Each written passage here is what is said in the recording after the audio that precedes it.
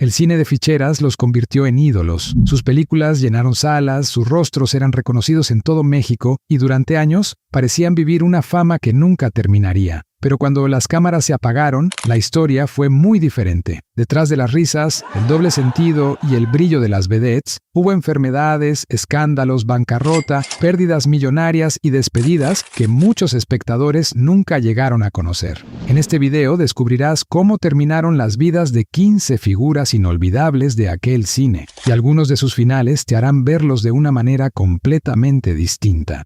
Comenzamos con el hombre que para muchos se convirtió en el rostro definitivo del cine de ficheras.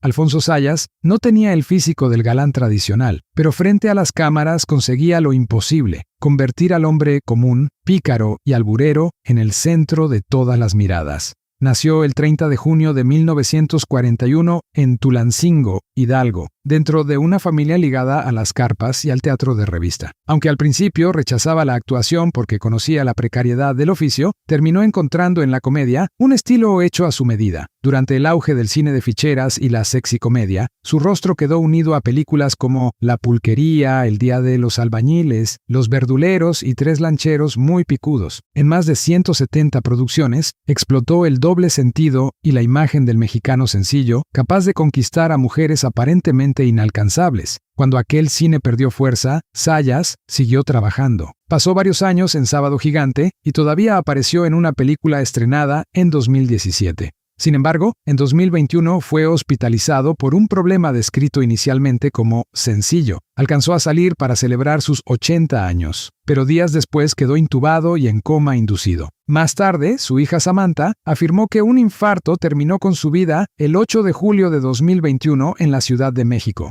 Así terminó la historia del hombre que convirtió la picardía en una fórmula de éxito, pero después de él aparece una mujer cuya fama llegó mucho más allá de las pantallas.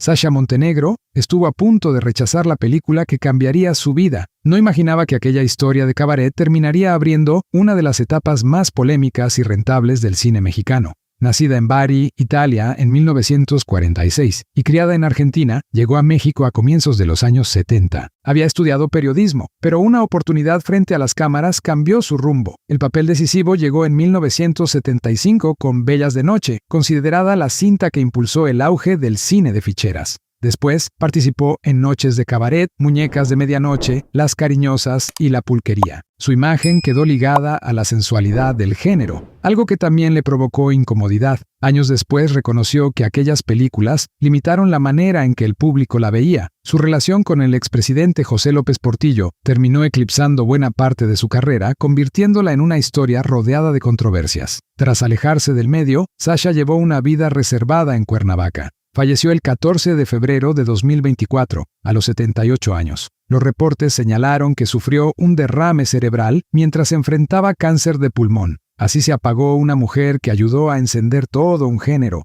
aunque la siguiente historia mostraría un descenso todavía más doloroso.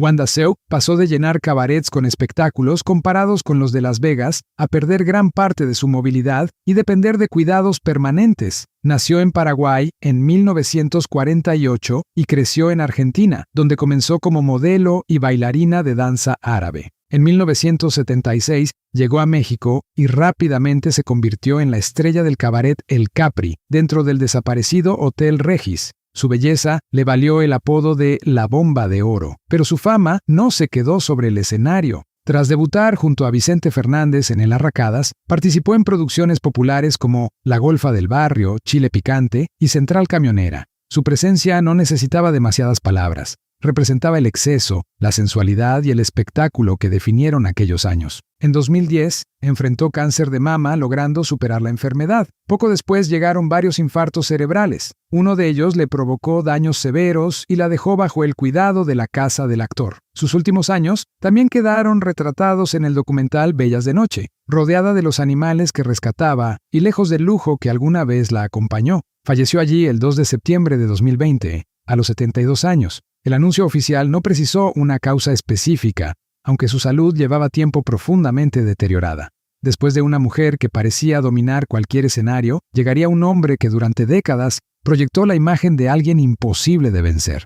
Andrés García construyó su fama como un hombre invencible, fuerte, seductor y desafiante. Pero durante sus últimos meses, aquel galán que parecía dominarlo todo, apenas tenía fuerzas para levantarse. Nació en República Dominicana en 1941 y llegó siendo joven a México. Mientras trabajaba como lanchero en Acapulco, su físico llamó la atención de productores, hasta conseguir su primera gran oportunidad en Chanoc. Después llegaron películas como Tintorera y Pedro Navaja, que reforzaron su imagen de aventurero y conquistador. Aunque no perteneció exclusivamente al cine de ficheras, participó en producciones como Las Cabareteras, Las Tentadoras y Los Plomeros y las Ficheras. Allí no interpretaba al hombre torpe de la comedia, sino al galán seguro de sí mismo que parecía conquistar a cualquiera. Esa imagen también lo acompañó fuera de la pantalla, entre romances, excesos y declaraciones polémicas. Sin embargo, en 2022 reveló que padecía cirrosis. Su estado empeoró rápidamente entre hospitalizaciones, caídas y una notable pérdida de fuerza.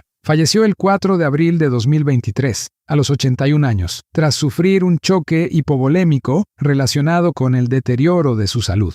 Después de este hombre imponente, aparece alguien que demostró que la estatura jamás determina el tamaño de una estrella.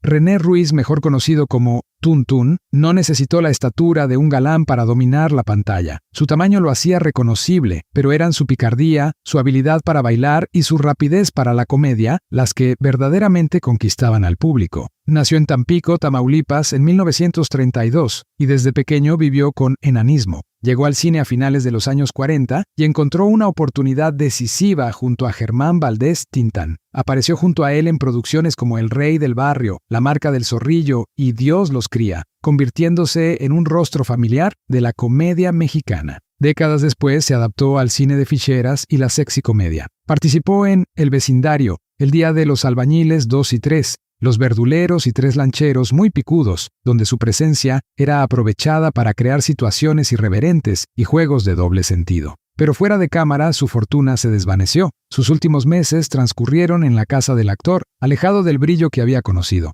Falleció el 16 de octubre de 1993, a los 60 años, víctima de un infarto. Y tras una vida donde el humor venció los prejuicios, aparece otro comediante cuya sola presencia provocaba risas. Alberto "El Caballo" Rojas hizo reír al público durante décadas, incluso cuando detrás del escenario libraba una batalla que comenzaba a consumirlo físicamente. Nació en Monterrey en 1944 y tras sus primeras experiencias teatrales, se trasladó a la Ciudad de México para estudiar en la Escuela de Arte Teatral del INBEA. Debutó en el cine con la película Santo en el Tesoro de Drácula, pero encontró su espacio definitivo en la comedia popular. Su desparpajo y facilidad para el doble sentido lo llevaron a títulos como Muñecas de Medianoche, Un macho en la casa de citas, Las Perfumadas y Esta noche, Cena Pancho. Además de actuar, dirigió y escribió varias películas, mientras en el teatro alcanzaba uno de sus mayores éxitos con Papito Querido. Aunque sus últimos años estuvieron marcados por el cáncer de vejiga, se negó a dejar los escenarios. Continuó trabajando a lo largo del 2015, pese a que la enfermedad debilitó notablemente su salud, provocándole una gran pérdida de peso y una descompensación por la que terminó hospitalizado. Murió el 21 de febrero de 2016, a los 71 años. El comediante que convirtió la picardía en oficio se despidió trabajando. Por su parte, llegaría una mujer que hizo de la provocación una forma de vida. Irma Serrano no necesitaba levantar la voz para provocar escándalo. Su imagen, sus romances y su manera de desafiar las reglas hicieron que la Tigresa fuera mucho más que una actriz. Nació en Comitán, Chiapas, en 1933, comenzando su carrera como cantante de música ranchera. Su personalidad intensa pronto la llevó al cine, donde compartió pantalla con figuras como Cantinflas, Antonio Aguilar y El Santo. Más tarde se acercó al universo de las ficheras con películas como Noches de Cabaret, llevando a la pantalla la misma sensualidad y fuerza que mostraba en los escenarios. Pero su vida fuera de cámara fue todavía más polémica. Su relación con el expresidente Gustavo Díaz Ordaz provocó controversia, mientras su extravagante teatro Frou Frou se convirtió en el centro de producciones atrevidas. Incluso llegó a la política como diputada y senadora. En sus últimos años, regresó a Chiapas y llevó una vida tranquila, lejos de los escándalos. Falleció el 1 de marzo de 2023, a los 89 años, después de sufrir un infarto fulminante mientras permanecía hospitalizada. La mujer que vivió desafiando límites terminó sus días en calma. Tras ella, aparece otra vedette, cuya presencia podía adueñarse por completo de cualquier escenario. Rosy Mendoza llegó a ser admirada por una cintura tan diminuta que hasta Pérez Prado le compuso un mambo. Décadas después, aquella mujer que parecía dominar los escenarios enfrentaría una dolorosa pérdida de movilidad. Nacida en Nayarit, comenzó trabajando en caravanas artísticas hasta abrirse paso en los grandes centros nocturnos de la Ciudad de México. Su figura, su manera de bailar y sus llamativos vestuarios la colocaron entre las vedettes más solicitadas de los años 70. También encontró un lugar en la comedia popular con películas como El vecindario y El día de los albañiles. Sin embargo, el documental Bellas de Noche mostró otra faceta, la de una artista que recordaba su época de esplendor mientras intentaba adaptarse a una realidad muy distinta. En 2023, varias caídas le provocaron fracturas de fémur y cadera. A esto se sumaron el lupus, una trombosis pulmonar y complicaciones que deterioraron rápidamente su salud. Murió el 29 de diciembre de ese año, a los 80 años. Aunque algunos reportes mencionaron un paro cardíaco, no se informó públicamente una causa médica definitiva. Tras una vida construida alrededor de la belleza, la siguiente figura demostraría que la sensualidad también podía transformarse en rebeldía y carácter. Isela Vega podía entrar en una película de picardía y poco después trabajar con un director internacional sin quedar atrapada en una sola imagen. Su sensualidad abrió puertas, pero fue su carácter lo que le permitió permanecer durante 6 décadas en el medio artístico. Nació en Hermosillo, Sonora, comenzó su carrera como modelo y cantante en centros nocturnos, hasta debutar en el cine en 1960. Su carrera tomó una dimensión internacional con Quiero la cabeza de Alfredo García, dirigida por Sam Peckinpah, mientras en México se atrevía a desafiar los límites impuestos a las actrices de su generación. También formó parte del cine de ficheras en producciones como Las cariñosas y Muñecas de medianoche. Sin embargo, Isela nunca permitió que la redujeran al papel de mujer seductora. Actuó, cantó, escribió, produjo y dirigió, además de recibir el Ariel de Oro por su trayectoria. Se mantuvo activa casi hasta el final y todavía apareció en La Casa de las Flores en 2020. Meses después, su familia reveló que padecía cáncer, una enfermedad detectada poco antes de su muerte. Falleció el 9 de marzo de 2021, a los 81 años. Así terminó la vida de una mujer que nunca aceptó ser encasillada. Después de ella, aparece un actor que rara vez necesitaba ser protagonista para quedarse con toda la escena. Pedro Weber convirtió una canción en su identidad. Durante una presentación escuchó Chattanooga Chuchu y quedó tan impresionado que adoptó aquel nombre, pronunciado a la mexicana, como el apodo que lo acompañaría durante toda su carrera. Nació en Ciudad Guzmán, Jalisco, en 1933 y comenzó trabajando en las carpas, donde aprendió a bailar, improvisar y ganarse al público sin necesitar grandes escenarios. Más tarde llegó al cine, pero fue durante el auge de la comedia de doble sentido cuando Chattanooga encontró el espacio perfecto para su peculiar rostro y su manera de interpretar al mexicano de barrio. Participó en cintas como Noches de Cabaret y La Pulquería, generalmente como el comerciante, el mecánico o el personaje callejero que podía robarse una escena con pocas palabras. Cuando aquel género perdió fuerza, continuó trabajando en telenovelas y se mantuvo activo incluso con problemas cardiovasculares y un peso que llegó a superar los 120 kilos. Murió el 22 de marzo de 2016, a los 82 años, debido a una insuficiencia cardíaca y pulmonar. Su última película había llevado un título casi premonitorio, En el último trago. La siguiente historia pertenece a una mujer que pasó de los cabarets a convertirse en un rostro inseparable de la televisión mexicana. Carmen Salinas no necesitó interpretar a la mujer más glamorosa del cabaret para quedarse con la película. Le bastó una peluca desordenada, una botella en la mano y el humor suficiente para transformar a la corcholata en un personaje inolvidable. Nació en Torreón, Coahuila, en 1939, dentro de una familia de recursos limitados. Comenzó como imitadora y trabajó en radio, teatro y televisión antes de llegar al cine. En Bellas de Noche, dio vida por primera vez a aquella mujer golpeada por el alcohol y el abandono, aportando humanidad a una comedia dominada por la sensualidad. Después reapareció en producciones como La Pulquería, afianzando su relación con el cine de ficheras. Cuando el género perdió su apogeo, Carmen logró adaptarse. Se mantuvo en telenovelas, produjo durante años la obra Aventurera y continuó trabajando cuando muchos de sus compañeros ya se habían retirado. En noviembre de 2021, mientras grababa Mi fortuna es amarte, sufrió una hemorragia cerebral y quedó en coma. Murió el 9 de diciembre a los 82 años después de casi un mes hospitalizada. Así se apagó una mujer que convirtió personajes secundarios en protagonistas. El siguiente comediante también sabía robarse una escena, aunque su vida terminó lejos de las grandes pantallas.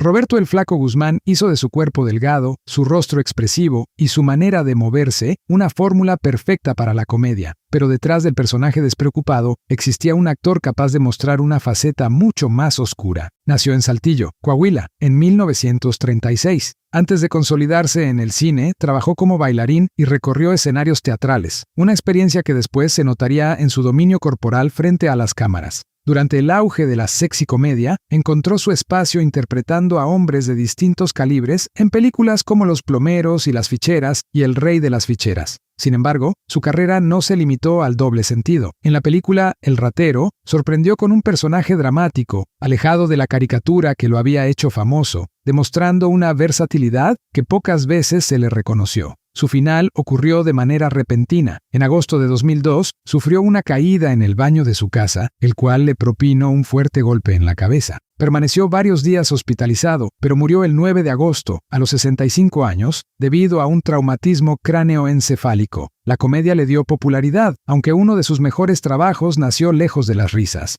El siguiente actor también fue un rostro inseparable del humor popular, pero encontró su mayor fama en una etapa muy distinta.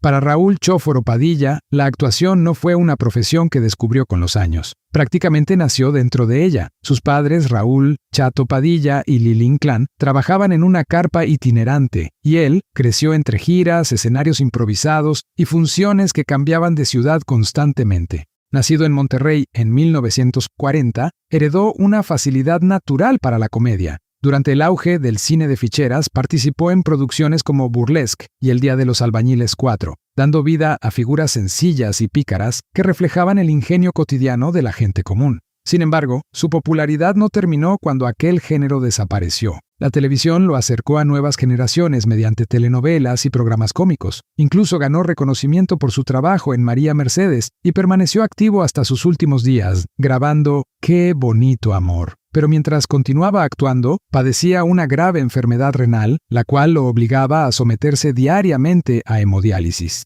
Lamentablemente, el 24 de mayo de 2013 sufrió un infarto fulminante en el hospital y murió a los 73 años. Había nacido entre comediantes y se despidió todavía trabajando. El siguiente rostro también parecía hecho para provocar risas, aunque detrás de su apariencia escondía una historia mucho menos conocida.